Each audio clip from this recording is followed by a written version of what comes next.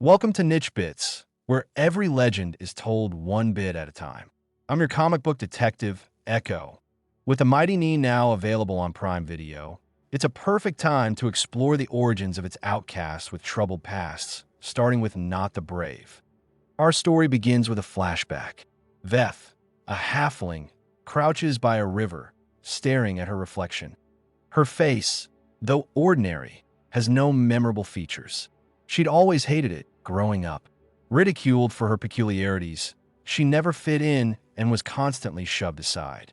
This early rejection shaped much of who she would become. But before she leaves, a voice calls out her name.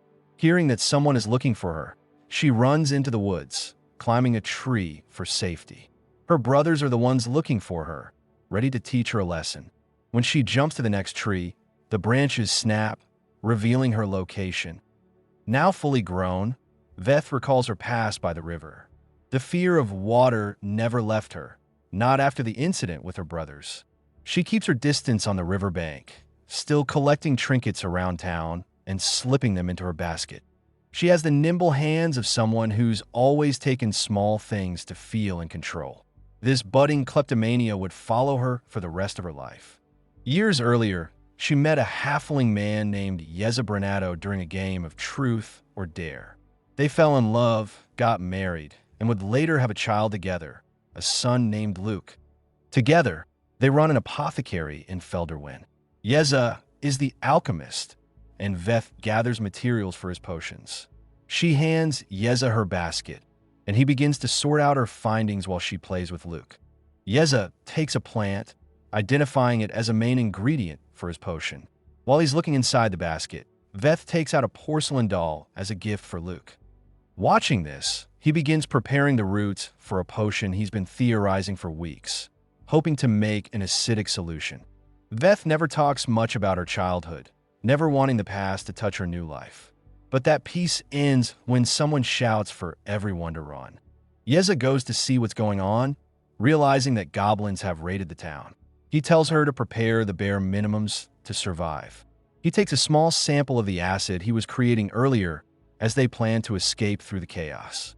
Throughout their escape, they run into goblins, dodging debris and evading their attacks. Just as they are about to move to the next part of town, they're eventually cornered and captured. Thrown in a cage, terrified and shaken, the goblins return Luke to them only because his crying irritated them. They demand answers, asking why they've been locked up and what the goblins might want from them. A fellow captive answers, telling them that she's been a prisoner for weeks, and that every captive is either used for labor or for food. Veth spirals. Being locked up brings forth memories from her past and the torment she endured at the hands of her brothers. Her fear of tight spaces and being powerless overwhelms her. Yeza tells Veth that they must be brave for Luke, that they need to survive. They settle down in their cage, hoping for someone to rescue them. Days pass as they spend their time playing with Luke. At night, they wait patiently, but their situation becomes dire. Veth is pulled into despair, triggering a memory of her brothers trapping her in a closet.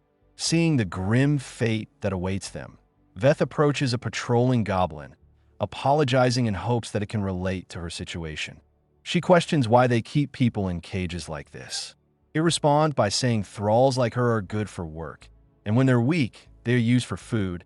She pleads one more time, stating that they're only 3 halflings, and with their child getting sick, even if they were let go, no one would miss them.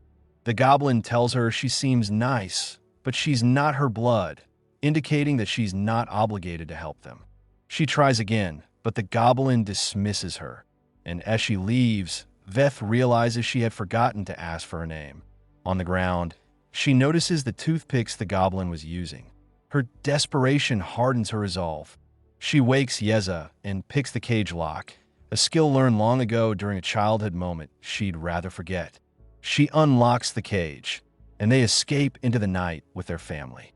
The moment they reach the boundary, Luke's crying alerts the goblins. Noticing the river, she tells Yeza to follow it home. She sees him running ahead with Luke, but decides to split from her family to face the danger alone. She leads the goblins away, darting between the trees. She holds a crossbow to a goblin's head, threatening it not to chase after her family. Yeza yells for her to come, but she tells him to run ahead. The goblin leader steps forth, telling her that she doesn't need to make a mistake. She warns him not to take another step, but with no options left, Veth pulls the trigger. The goblin leader catches the bolt. Cornered and out of options, she removes a vial from Yeza's failed experiment and throws it at the goblin, instantly melting his face to the bone. The goblin she was talking to at the cages comes crying for her mate. But before the other goblins could claim her, Kaz tells them to stop, as Veth is now hers. Veth tries to apologize, but Kaz tells her that she will be, as she's dragged through the woods. It's the most terrified she's ever been. Her only hope is that Yeza and Luke made it home.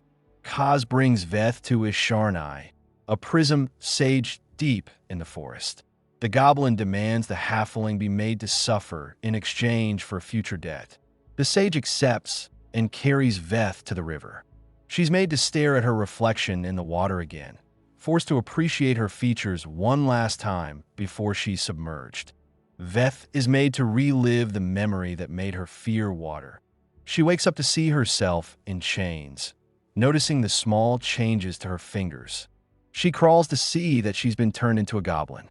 Kaz drags her to the goblin camp where she is forced to work, slaving away at Kaz's request. She begs to be freed, desperate to see her family.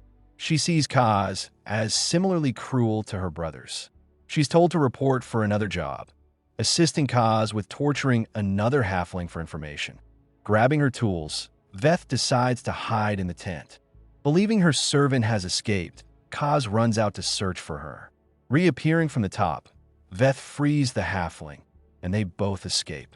She runs through the woods, past the river, and back to her hometown of Felderwin. She enters the shop, hoping to see Yeza, but what awaits her is a crossbow aimed at her face.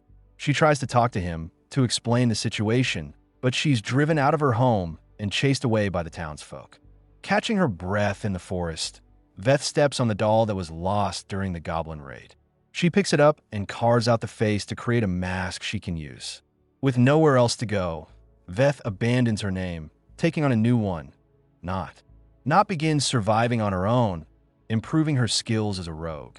She steals during the day and drinks at night to cope with her kleptomania. One night, she's caught stealing cherry wine and is thrown into prison. Drunk, she sleeps most of the time until a sound awakens her to reveal another inmate who goes by the name Caleb. And that's the story of Nott the Brave, one of the most complex members of the Mighty Neen. Seeing how the first episode changed their meeting, I would still continue to watch their journey as they bond as a family. As the show continues, I'll be breaking down the origins of every member of the Mighty Neen. Thank you for watching this origin story. Subscribe for more future videos, as I will see you in the next one.